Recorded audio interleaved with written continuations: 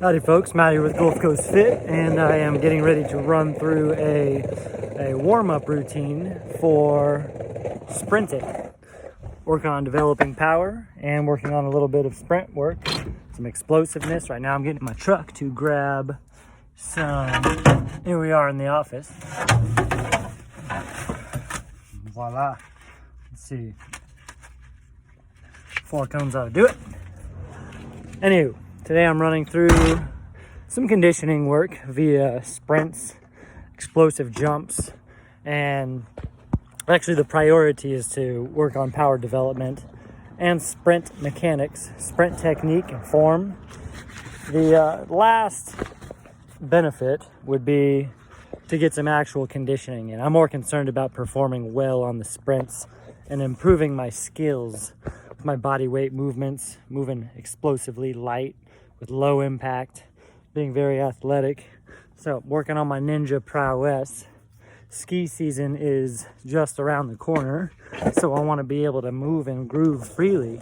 And now, while I'm skating to the training location, just wanted to touch base with you about warming up. Now, in a perfect world, as you know from my previous videos, it would be great to get some form of light cardio in before you start your actual warm-up routine. If your warm-up routine consists of some foam rolling and some active stretches, some mobility drills relative to the routine you're about to go through, the workout you're about to go through, and then finishing off your warm-up with some practice sets and reps of movement patterns that are specific to the movements in the training session, then in a perfect world, like I said, you would get that aerobic work in initially, and that's what I'm doing by skating right now.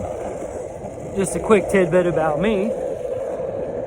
Skating is one of my favorite ways to gently and gradually warm up. I like it because it addresses a lot of physical capacities. I'm balancing, I'm slowly but surely getting my heart rate up, getting a lot of hip extension in. See those big old hip extension leg swipes. I ride both ways. That way I keep things well rounded. And I also like that I'm getting some transverse movement in. I'm twisting my arms, my legs, my trunk are all going through a pretty decent range of motion. Get to work on sweet tricks like this. Check the little foot swap here. Boom. So, one point I want to make about this is, do something fun, because I will admit, warming up is not the most exciting. It gets a little more exciting as your warm-up routine gets closer and closer to your actual meat and potatoes of your workout. It gets more and more specific to the workout, but it's highly beneficial to slowly ramp things up, get your blood pumping, raise your core body temperature, raise your body awareness, find out what kind of kinks you're feeling that day, what type of mobility work might need to follow, lubricating your joints, activating your nervous system, and I feel like something like skating does all of those. Now, a lot of fun activities can also fit the bill. You might want to ride bikes, you might want to rollerblade or roller skate, maybe you want to swim, hop in the water. If it's super convenient for me and I have enough time, I'll hop on my stand-up paddleboard and get out on the water for 15-20 minutes.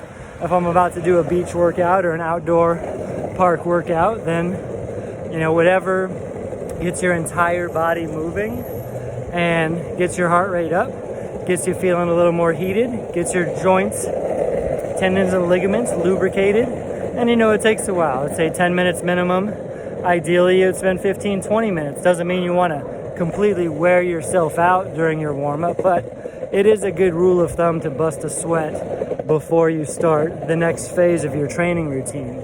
And as you can see, I'm having fun and I'm doing a lot of moving, and so that's really what I wanted to touch base on is, get creative when you're warming up. Hop on your favorite toy, and it could be an old school conventional way of warming up on the treadmill or on a rower machine or the Jacob's ladder. Maybe you do some animal movements. That's a lot of fun, and that'll never go out of style if you're outside. Light jogging, conventional stuff, never gonna go out of style.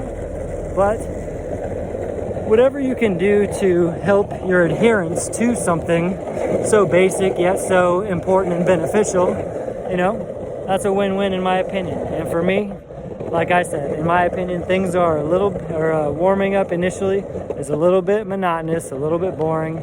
But if I hop on something like a skate, then this doesn't look so bad, does it, to warm up with? And I'm gonna get a good mile in of skating before I get to the park, and then I can move on to the next component of my warm-up routine. So again, if you haven't checked out my video about how to develop or program a comprehensive warm-up routine, then make sure you go check that out. Carving around people, scaring them a little bit. Now I get to open it up, give you a little view of my warm-up scene.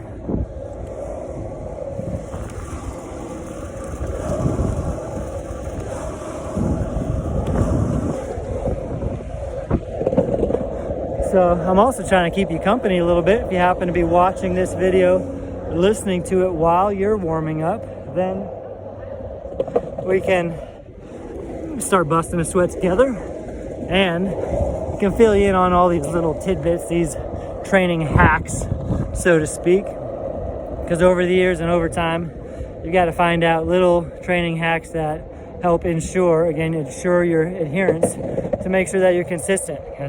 Consistency is everything. Squat. I'm gonna try to give you another little trick here.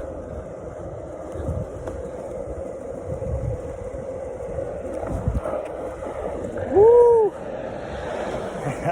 It's a little harder when I'm holding the camera and trying to pay attention to what I'm doing.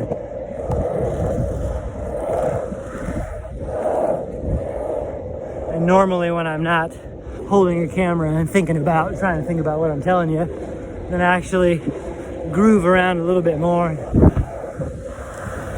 twist and carve and get myself feeling loose and limber.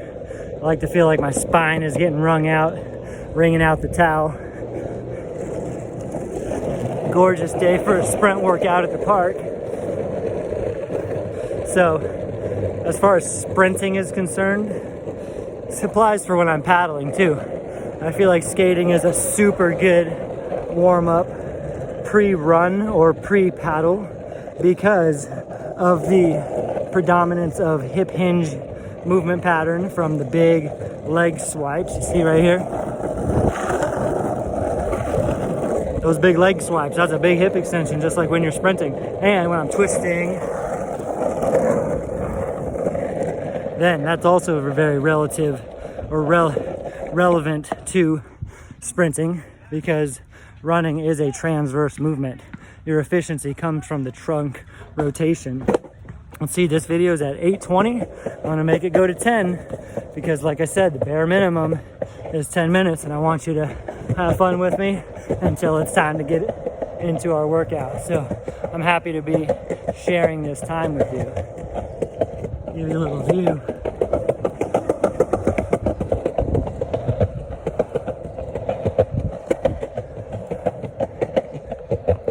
Not a bad gym today.